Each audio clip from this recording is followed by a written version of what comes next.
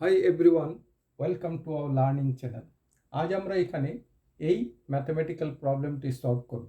যদিও এটা একটি সিম্পল প্রবলেম, কিন্তু এই ধরনের প্রবলেম করতে গিয়ে আমরা প্রায়শই কনফিউজড হয়ে যাই যে কোন স্টেপ প্রথমে করব। এখানে রয়েছে ডিভিশন, তারপর ব্র্যাকেটের মধ্যে রয়েছে ডিভিশনের সাইন। তাহলে আমরা বডমাস রুল অনুযায়ী কি জানি? প্রথমে আমাদেরকে ব্র্যাকেটের পার্ট অপারেশন করতে হবে, তারপর অফ, তারপর ডিভিশন, তারপর মাল্টিপ্লিকেশন, তারপর অ্যাডিশন এবং লাস্টলি সাবট্রাকশন। তাহলে প্রথমে আমরা এই ব্র্যাকেটের পার্টটা করব। তাহলে আমরা যদি এইভাবে করি, 8 দেন ডিভিশন সাইন, আর এখানে রয়েছে কি 8 divided by 8। 8 divided by 8 is 1। তাহলে এটা কি হবে?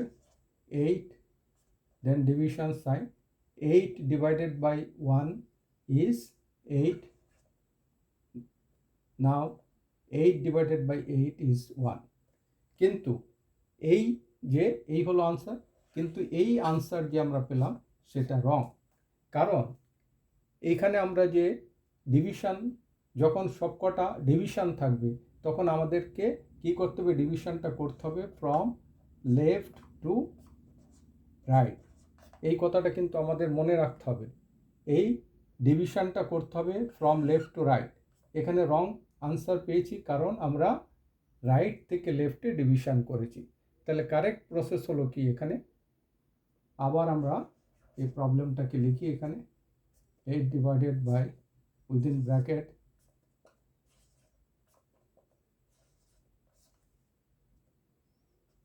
তাহলে এখানে 8 দেন ডিভিশন।